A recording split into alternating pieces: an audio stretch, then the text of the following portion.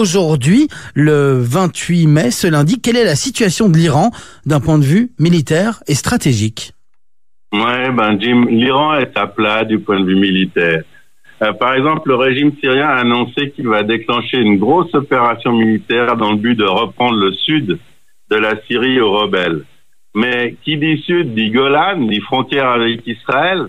Alors Israël n'a pas réagi officiellement, elle réagit diplomatiquement avec ses contacts avec les présidents Trump et Poutine.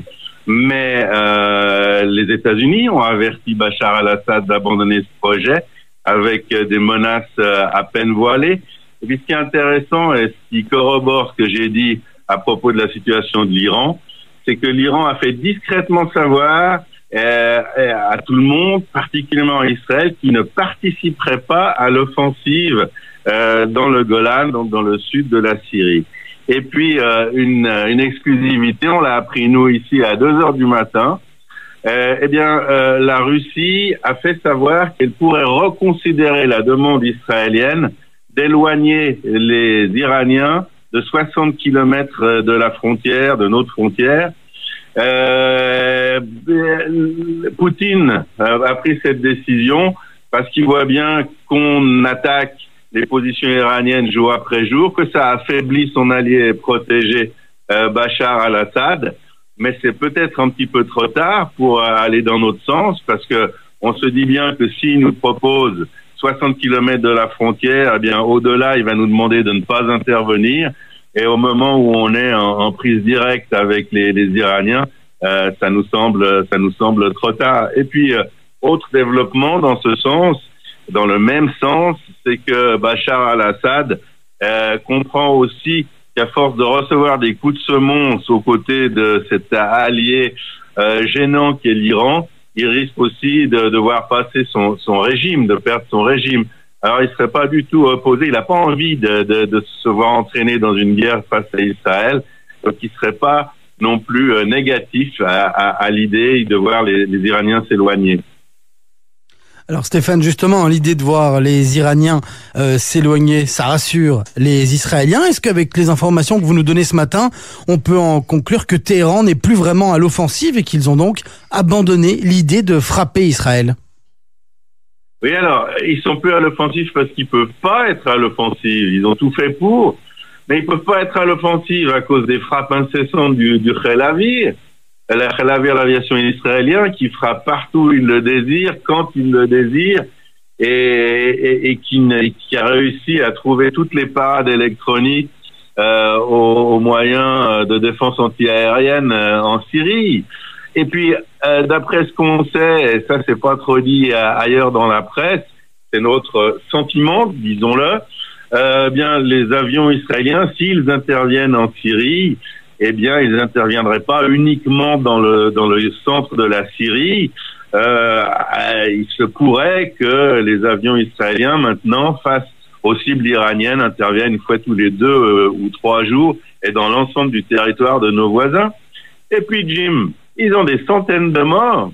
Officieusement, il y a 1 millier, je corrige, 1 millier de morts iraniens en Syrie. Mais quand on voit les images, pour les auditeurs qui suivent les articles et les vidéos de la MENA, quand on voit les images d'une position fortifiée iranienne en Syrie, on sait qu'il y avait un contingent de 200 Pasdaran dans cette base, et qu'il en émane des flammes de 100 mètres de haut, on se dit que les bilans officiels de 2 ou 3 morts chaque fois sont pas très sérieux. À notre avis, il y a entre 5 et 7 000 Pasdaran iraniens qui ont été tués seulement ces 3 derniers mois dans ces frappes. Et puis, ça pose un réel problème pour Téhéran, pour les ayatollahs. Et puis surtout, à notre avis, c'est la cause principale qui met les Iraniens en position défensive, c'est le lâchage des Russes. Les Russes ne les protègent pas ou plus. Ils protègent pas leurs bases à Damas, Homs, Hama et Alep, et pas plus que leur opération dans l'est de la Syrie, dans la région de Deir ez-Zor, à la frontière irakienne. Ils l'ont fait auparavant, ça a coûté très cher aux Russes. Ils sont pas très bons dans cet exercice. Donc, et ils ont pas envie non plus de mourir pour les Iraniens. Donc, ils ont laissé tomber. Ils laissent les Iraniens face à leur destin et ça ne leur réussit pas beaucoup. Et puis, on savait que l'arsenal iranien s'articulait uniquement autour de leurs divers missiles, mais la balance technologique avec Israël ne leur a même pas permis de tirer une balle de fusil sur Israël. Je parle bien d'une balle de fusil, et ça, c'est pas faute d'avoir essayé. Les ayatollahs comprennent dans cet exercice que le bluff dans le domaine militaire, ça fonctionne pas. C'est pas de la politique, c'est pas de la diplomatie, et Jim. Quand on vous tire dessus, si vous avez les moyens de répondre, si vous êtes plus fort que votre adversaire, ben vous ripostez, et puis c'est l'adversaire qui en fait les frais. Et en mauvais calcul militaire, ben ça amène à une catastrophe, à un désastre comme celui auquel font face les ayatollahs. Et pour le moment, les ayatollahs n'ont simplement pas la capacité d'attaquer Israël. Alors évidemment, la situation est liée aussi à l'abandon de l'accord sur le nucléaire par Donald Trump, aux exigences formulées par Mike Pompeo et à la situation économique de l'Iran, qui est déjà catastrophique avant l'entrée en force des fonctions. Alors Stéphane, on a fait le point sur la situation militaire et stratégique qui n'est pas au mieux pour les Iraniens. Qu'est-ce qu'on sait aujourd'hui de la situation économique en Iran? On sait qu'ils ont été libérés des sanctions.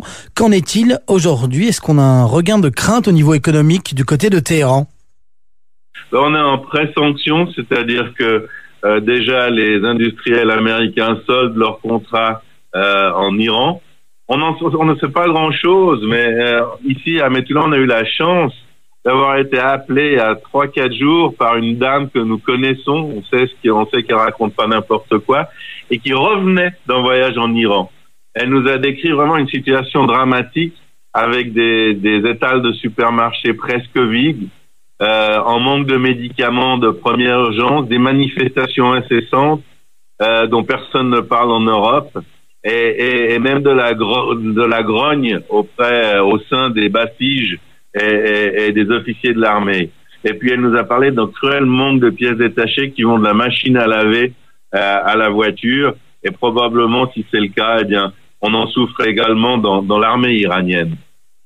Alors Stéphane, toutes ces informations que vous nous donnez, est-ce qu'on peut les traduire en imaginant qu'on s'achemine vers une période de calme au niveau de la frontière nord d'Israël ? Alors, c'est une bonne question.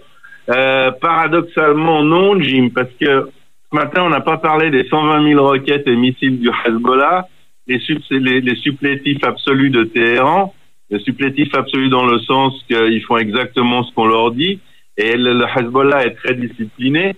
Il ne bronche pas quand le Helavir pilonne non seulement les positions iraniennes en Syrie, mais quand on sait que les Hezbollahis, les miliciens libanais chiites sont dans les mêmes positions, on comprend qu'ils meurent aussi. Eh bien, le Hezbollah n'a pas tiré un seul missile, une seule roquette, un seul coup de feu sur Israël. Et tant les Iraniens que le Hezbollah font très attention de ne pas riposter parce qu'ils savent ce qui arriverait aujourd'hui s'il y avait une guerre totale entre le Hezbollah et Israël. Et l'Iran garde en fait le Hezbollah comme son dernier joker. Mais ce qui est important et ce qui est moins euphorique que ce qu'on pouvait imaginer, c'est qu'on se trouve aujourd'hui dans une guerre ouverte d'union. On frappe les cibles iraniennes presque tous les jours, comme je l'ai dit. Mais l'Iran est un pays de 80 millions d'habitants et le rapport militaire, c'est pas seulement le rapport de force militaire, c'est aussi le fait de savoir lequel des belligérants a la capacité de perdre le plus de personnes, le plus de soldats et le plus de matériel dans ce genre de situation. Alors quand on sait qu'Israël a pratiquement la possibilité, le luxe de ne rien perdre du tout, eh bien ça démontre qu'on n'est pas dans une situation équilibrée et qu'on se trouve malheureusement en guerre avec Téhéran. Et l'enjeu désormais pour Téhéran est de s'implanter à n'importe quel prix en Syrie. En plus du Liban où il est déjà très fort, s'implanter à n'importe quel prix, ça veut dire en dépit des frappes et en dépit des morts qu'il connaît. Et l'Iran veut construire une présence permanente pour menacer l'État hébreu. Pour l'Iran, ça suffit de menacer l'État hébreu. Il n'a pas forcément la nécessité de vaincre l'État hébreu, mais il doit être en situation de montrer au reste du monde musulman qu'il a la capacité, qu'il est là, qu'il est proche, qu'il est le principal ennemi d'Israël. Et pour terminer, vu que la position d'Israël consiste précisément à empêcher cette implantation, précisément aussi à n'importe quel prix, on s'enfonce dans une dialectique de conflit quasi permanent au nord d'Israël. Et c'est d'ailleurs ce qui se déroule tous les jours.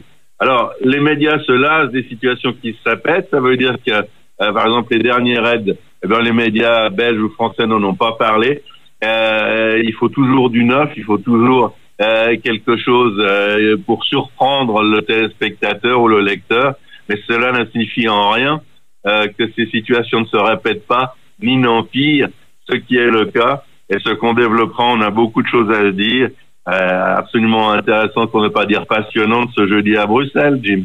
Oui, ce sera donc ce jeudi 31 mai à partir de 19h30 ici à Radio Judaïka dans notre nouveau bâtiment. Et Stéphane, nos auditeurs ont plein de possibilités pour réserver. Ils peuvent le faire par téléphone dès maintenant au 02 648 18 59. Ils peuvent le faire par WizEvent. Vous retrouverez l'événement sur Facebook, sur notre page Facebook Radio Judaïka Bruxelles. Il y a un lien WizEvent. Sinon, vous pouvez le faire par mail également à secrétariat@radiojudaïka.be. Stéphane, je suis certain que nos auditeurs sont impatients de vous retrouver. Je suis certain que c'est partagé comme sentiment. Ouais, alors tout à fait. Alors je me dépêche. J'ai mes valises qui sont prêtes.